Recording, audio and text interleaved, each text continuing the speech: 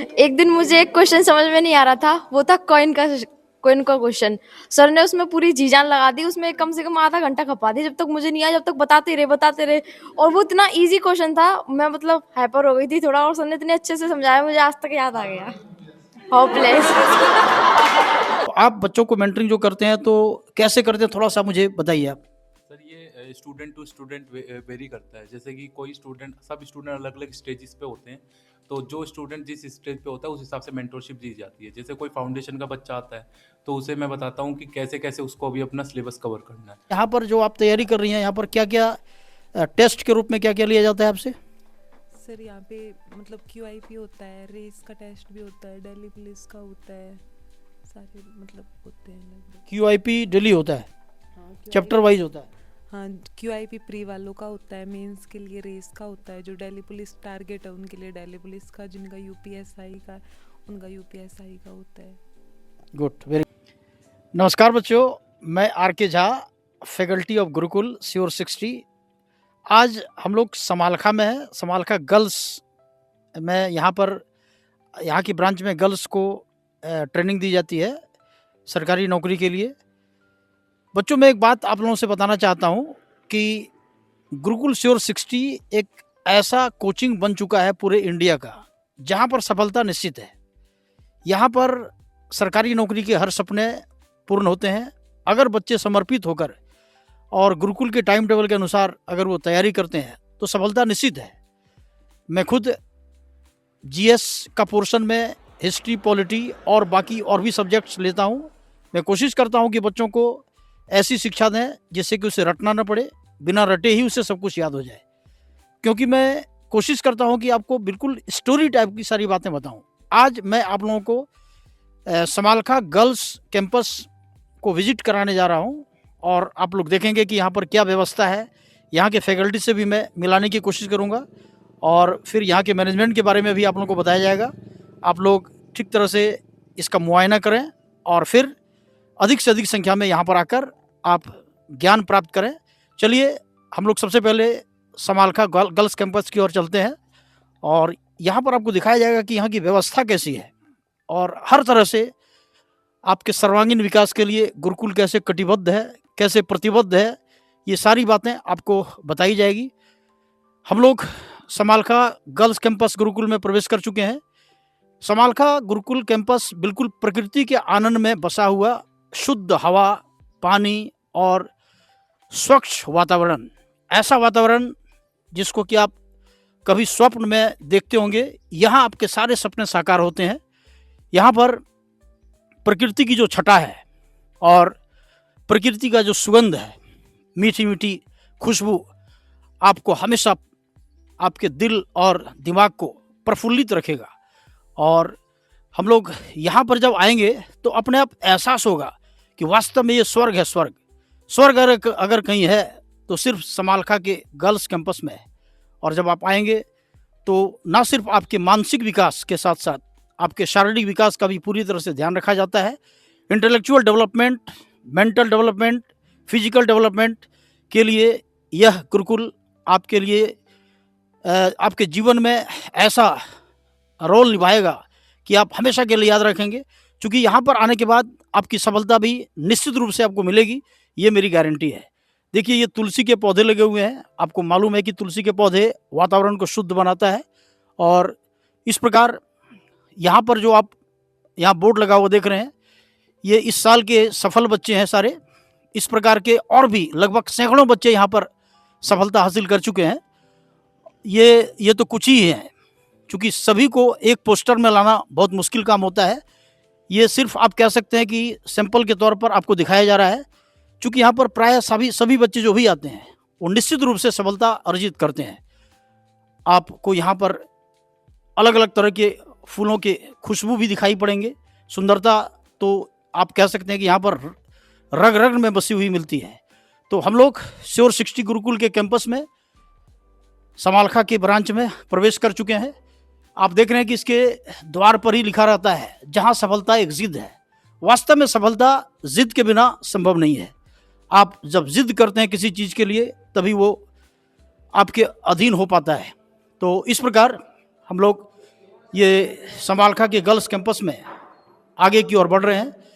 हम लोग सबसे पहले चलेंगे ऑफिस के तरफ और वहाँ पर पहले देखेंगे कि ऑफिस का मैनेजमेंट बच्चों के लिए किस प्रकार यहाँ पर सारी सुविधाएं दी जाती हैं और किस प्रकार यहाँ पर बच्चे अपनी पढ़ाई करते हैं। सबसे पहले हम लोग समालखा ऑफिस के जो मैनेजर हैं, यहाँ की जो देखरेख करने वाले, यहाँ के जो व्यवस्थापकगण हैं, उससे बात करेंगे और फिर इसके बाद आपको लाइब्रेरी का भी भ्रमण कराना है, क्लासरूम में भी ले जाना है, कुछ बच्चों की प्रतिक्रियाएं भी हम लोग सीखेंगे। आपके सामने हमारे पवन सर जी हैं, इस समालखा गर्ल्स कैंपस के ये मैनेजर के साथ साथ व्यवस्थापक होने के साथ साथ ये सारी सुविधाओं को हमेशा अपने व्यक्तिगत स्तर पर ध्यान रखते हैं। तो मैं इनसे जानना चाहूँगा कि बच्चों के लिए ये किस प्रकार की सुविधाएं उपलब्ध कराए हुए हैं, ज़रा ये डिटेल में समझाएं। नमस्कार सर, बैठो सर, बैठो।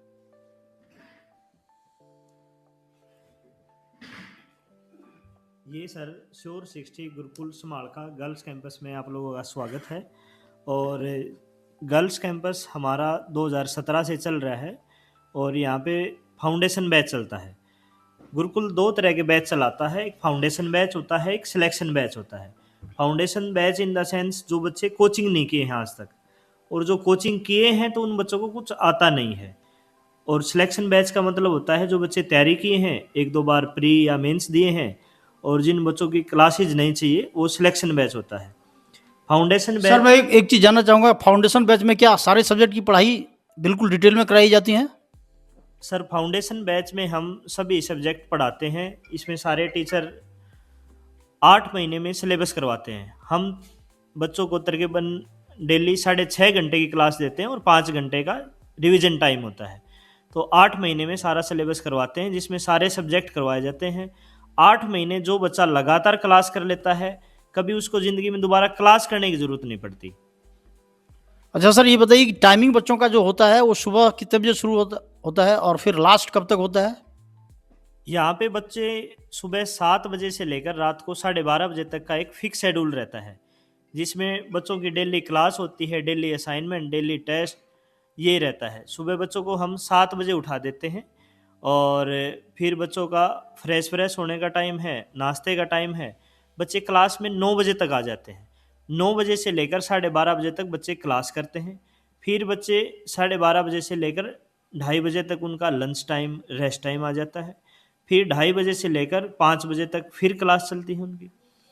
5 बजे से लेकर फिर 6:30 बजे तक बच्चों का ग्राउंड टाइम है, क्योंकि बच्चा लगातार 6 घंटे बैठा है तो उसको एक प्रॉपर इन्वायरमेंट चाहिए खेलने का, कूदने का, तो एक्सरसाइज हो जाती है।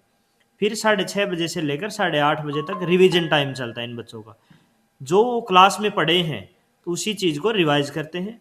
उस टाइम उन बच्चों के साथ में डाउट टीचर रहते हैं, वो उन बच्चों को जो डाउट रहते हैं उनको सोल्व करते हैं।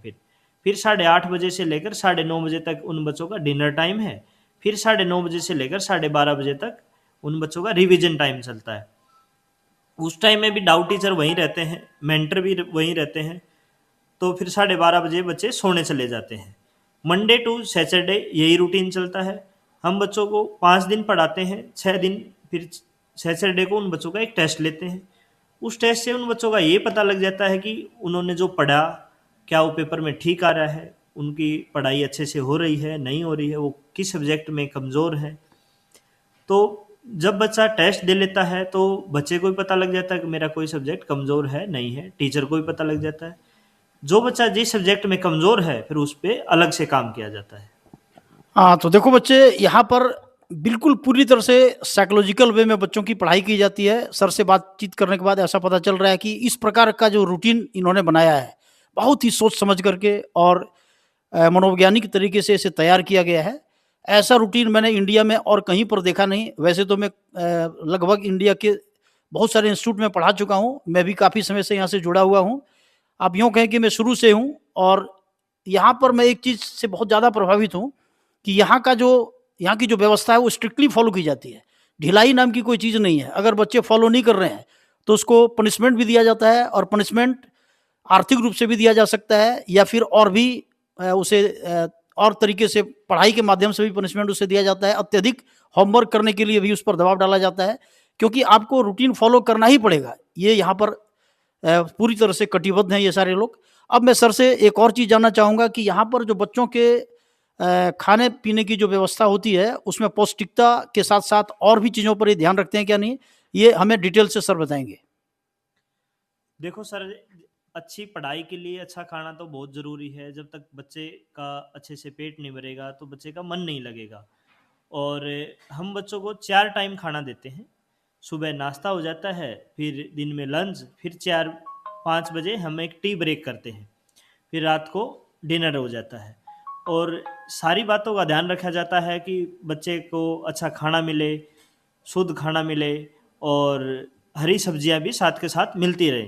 उससे उन बच्चों की अच्छी पढ़ाई होती रहती है और हेल्थ भी अच्छी रहती है, क्योंकि बच्चे की पढ़ाई तभी हो पाएगी जब उसकी हेल्थ अच्छी होगी, और हेल्थ तब अच्छी होगी जब उसको खाना अच्छा मिलेगा। बिल्कुल बिल्कुल, ये कहावत भी है कि a sound body has a sound mind. तो बॉडी के साथ साथ माइंड भी साउंड बनाने के लिए यहाँ गुरुकुल कटिबद्ध है। हर तरह से सुविधाएं यहाँ पर ध्यान रखी जाती हैं। जैसे कि मैंने आपको बताया कि इंटेलेक्चुअल, फिजिकल और साथ साथ मेंटल डेवलपमेंट, हर तरह से यहाँ पर ध्यान दिया जाता है। बच्चों का सर्वांगीण विकास की पूरी सुविधा और हर तरह की व्यवस्था यहाँ पर करके रखी गई है। तो इस प्रकार यहाँ पर जो आप पोस्टर लगे हुए देख रहे हैं, ये पोस्टर खरीदा हुआ नहीं है, बल्कि सारे बच्चे जब बिल्कुल फेस टू फेस हम लोग उसे पढ़ाए हुए हैं। और जितने भी फोटो हैं, इस तरह तो ये बहुत कम फोटो हैं, सैकड़ों बच्चों की सफलताएं यहाँ पर दिखाई पड़ती हैं। जब यहाँ बच्चे आते हैं तो निश्चित रूप से उसे लगता है कि मैं एक सही जगह पर पहुँच चुका हूँ और यहाँ पर सफलता तो निश्चित है। अब हम लोग बात करते हैं हमारे इंग्लिश के एक बहुत अच्छे फैकल्टी रवि सर, जो कि बच्चों को एक तरह से आप कह सकते हैं कि सुबह से लेकर रात तक ये अपने सब्जेक्ट में गाइड करते हैं। तो मैं सर से ये जानना चाहूँगा कि बच्चों को सर आप किस प्रकार ग्रामर पोर्शन में और कंप्रीहेंशन पोर्शन में बच्चों को कैसे तैयार करते हैं? धन्यवाद सर, आपका बहुत बहुत धन्यवाद। देखिए, कोई भी सब्जेक्ट हो गुरुकुल में, पूरा जिस तरीके से मान लीजिए हमारा अपना बच्चा हम पढ़ाना चाहते हैं, ठीक उसी तरीके से हम बच्चे पर ध्यान देते हैं सुबह से लेकर रात तक। इसमें सुबह से रात तक का मतलब उसके जगने से लेकर उसके रात तक सोने तक। बात अब अगर हम इंग्लिश की करें तो बच्चे यहाँ पर कई कई तरीके से आते हैं। टियर 1, टियर 2, टियर 3 से आता है बच्चा, काफ़ी कमज़ोर भी होता है कई बार बच्चा। तो बिल्कुल ज़ीरो से हम लोग कोशिश करते हैं शुरुआत करें उसे। हाँ, ग्रामर को हम ए फॉर एप्पल से स्टार्ट करते हैं। बिल्कुल पहले पूरा का पूरा उसका बेसिक्स हम उसका ठीक करवाते हैं। बेसिक का फिर उसका हम क्वेश्चन पेपर लेते हैं, टेस्ट लेते हैं। उसके बाद भी अगर कहीं कमी रह जाती है तो अलग से फिर मेंटोरशिप है, बाकी सारी चीज़ें अलग से हैं। तो इस तरीके से पूरा रहता है। रीडिंग वाला पार्ट के लिए हमारे पास हम वोकैब पर ध्यान देते हैं। रीडिंग में बच्चा काफ़ी अगर कमज़ोर फील कर रहा है तो उसके लिए अलग से सेशंस का इंतजाम भी रहता है और इस तरीके से पूरा उस पर संपूर्ण ध्यान दिया जाता है sir. Thank you sir, thank you. बहुत अच्छा लगा सर आपसे बात करके। और हम लोग फिर आगे चलते हैं। गुरुकुल का समालखा गर्ल्स कैंपस जो और भी आप लोगों को दिखाया जा रहा है, ये कंप्यूटर लैब है। यहाँ पर बच्चों को असाइनमेंट वगैरह दिए जाते हैं।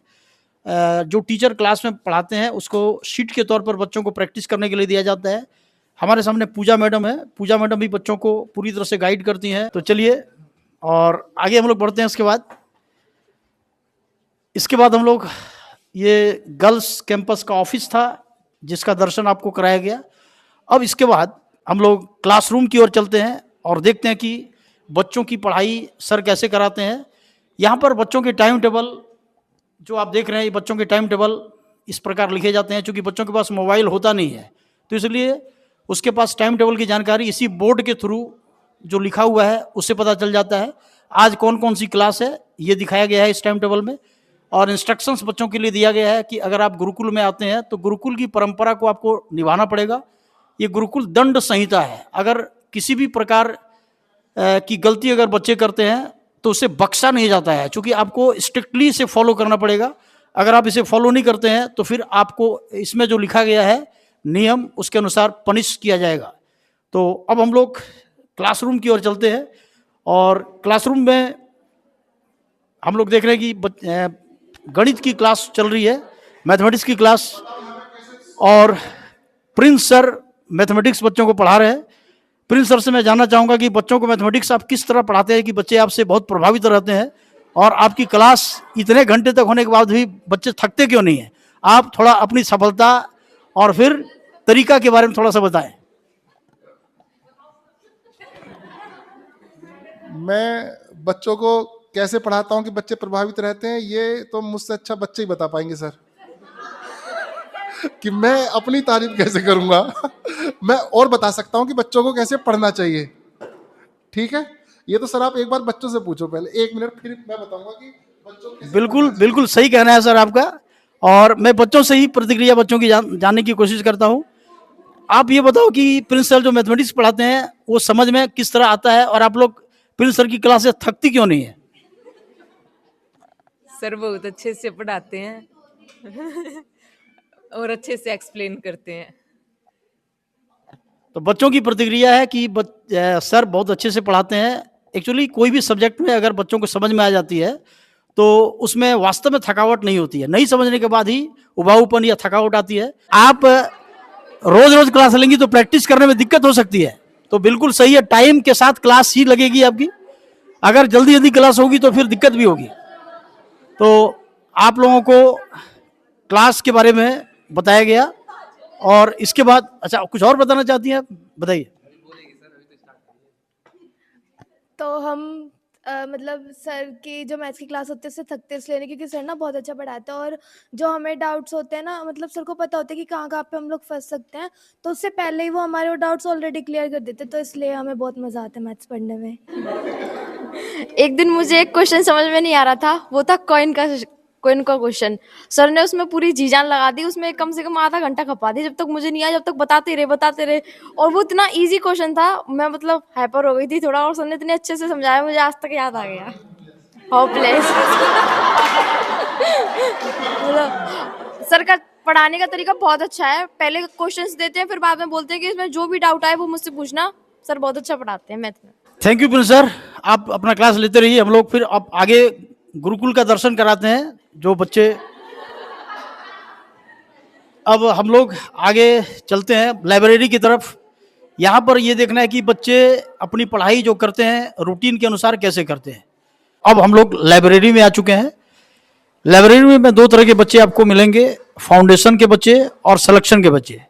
फाउंडेशन के बच्चे तो अधिकतम क्लास में ही अभी होंगे, क्योंकि अभी क्लासेस चल रही हैं, मैथमेटिक्स की क्लास चल रही है, जीएस की क्लास चल रही है, और भी कुछ क्लासें चल रही हैं, इसलिए कुछ क्लासें यहाँ पर खाली नजर आएंगी।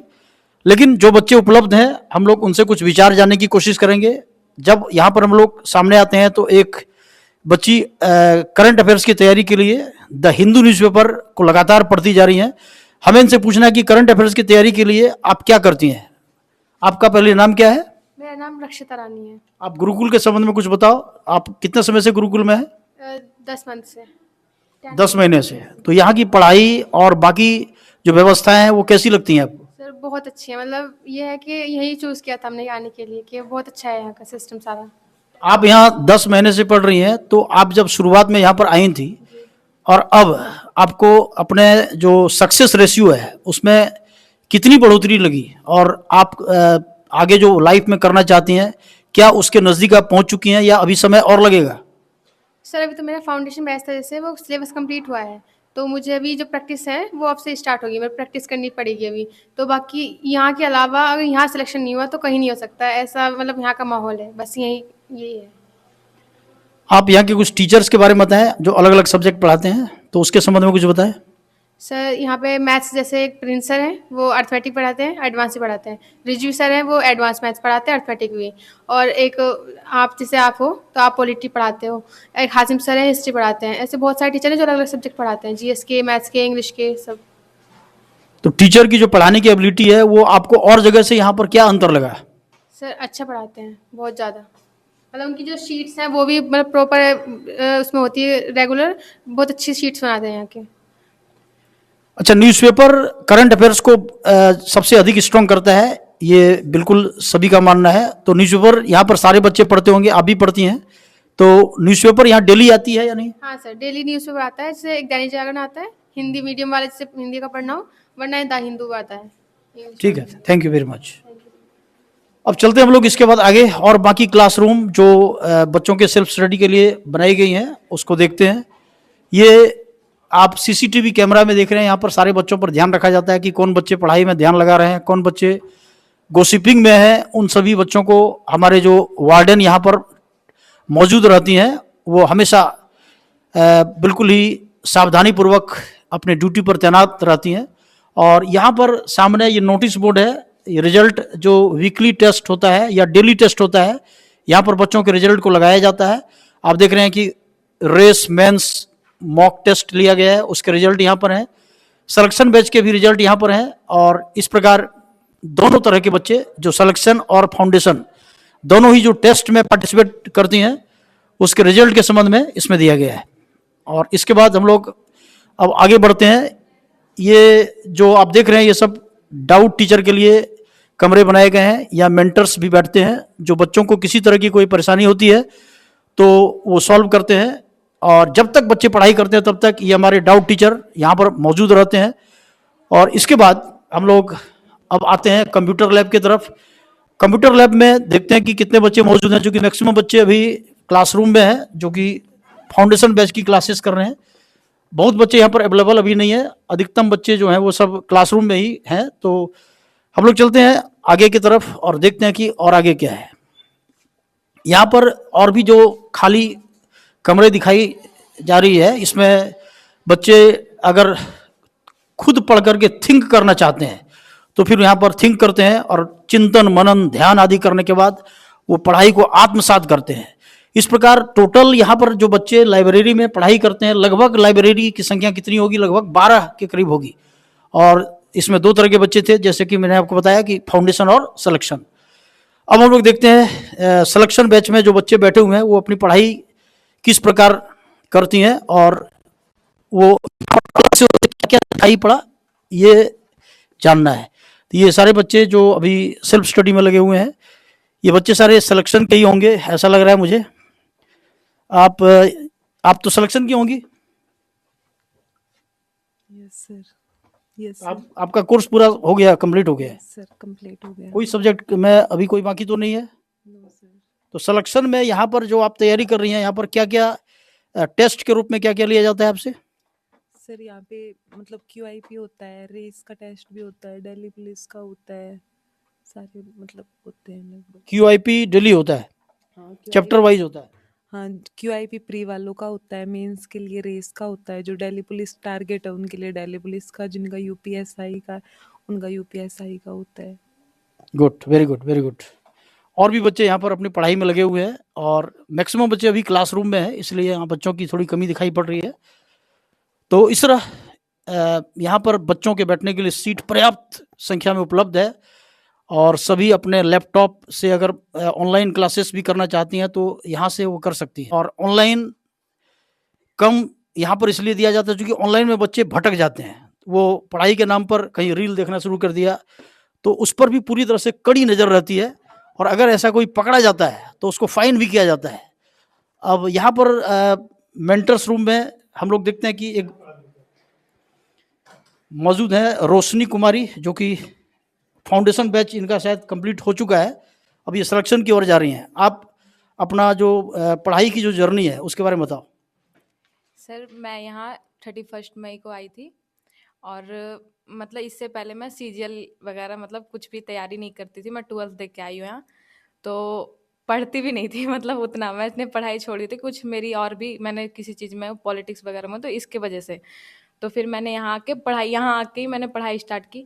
स्टार्टिंग में थोड़ा सा मुझे ये था कि मैथ्स में दिक्कत आई। मैं मैथ्स की स्टूडेंट हूँ, लेकिन फिर भी मैथ्स में दिक्कत आई, क्योंकि जो SSC का मैथ्स होता है वो अलग होता है, और जो हमारा मतलब 12th तक होता है वो अलग होता है। तो इसलिए मैथ्स में थोड़ी दिक्कत आई कि समझ में नहीं आ रहा था कैसे पढूं कैसे पढूं। फिर यहाँ पर मैंने 1-2 मेंटरशिप ली, तो उसमें उसके अकॉर्डिंग मैं 1-2 मेंटरशिप मैंने अच्छे से किया, उसको मतलब मैंने फॉलो किया जो जो उन्होंने बताया।